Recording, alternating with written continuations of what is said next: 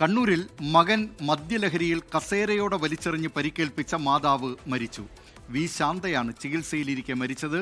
മകൻ സജീവനെ നേരത്തെ അറസ്റ്റ് ചെയ്തിരുന്നു. വിവരങ്ങളുമായി കണ്ണൂരിൽ നിന്ന് അജീഷ് ജയകുമാർ ചേരുന്നു. അജീഷ് ജയകുമാർ, ദാരുണമായ സംഭവമാണ്. എന്തൊക്കെയാണ് ഈ വാർത്തയുടെ കൂടുതൽ വിവരങ്ങൾ?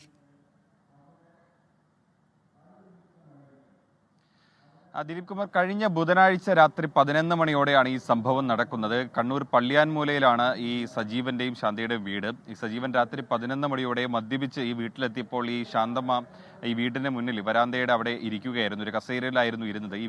ഈ മദ്യപിച്ച് സ്ഥിരമായി വീട്ടിലെത്തുന്ന ഈ സജീവനെ ഈ ശാന്ത ചോദ്യം ചെയ്തിരുന്നു. വീട്ടു ചെലവിനടക്കം പണം കൊടുക്കാത്തതായിരുന്നു ഈ പ്രകോപനത്തിന് കാരണമായത്. വാക്കുതർക്കത്തിന് പിന്നാലെ ഈ കസേരയോടെ തന്നെ ഈ ശാന്തയെ വീടിന് മുന്നിലേക്ക് വരാന്തയിലേക്ക് വലിച്ചെറിയുകയായിരുന്നു. ഈ വീഴ്ചയിൽ തലയ്ക്കാണ് ശാന്തയുടെ ഗുരുതരമായി പരിക്കേറ്റത്. പിന്നീട് അയൽവാസികളാണ് ശാന്തയെ കണ്ണൂരിലെ സ്വകാര്യ ആശുപത്രിയിൽ പ്രവേശിപ്പിച്ചത്. ഗുരുതരാവസ്ഥയിലായിരുന്നു ഇത്രയും ദിവസം കഴിഞ്ഞത്. ഇന്ന് രാവിലെയാണ് ശാന്തയുടെ മരണം സംഭവിക്കുന്നത്.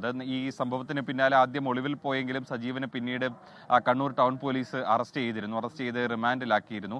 അന്ന് ഈ വധശ്രമം മാത്രമായിരുന്നു വകുപ്പ് ചുമത്തിയിരുന്നത്. ഇപ്പോൾ പോലീസ് കൊലപാതകത്തിന് കൂടി വകുപ്പ് ചുമത്തി വീണ്ടും FIR എടുക്കും. എനിക്ക് കൂടുതൽ അറസ്റ്റ് അടക്കം രേഖപ്പെടുത്തും. എന്തായാലും ദാരുണമായ സംഭവമായിരുന്നു കണ്ണൂരിൽ നടന്നത്.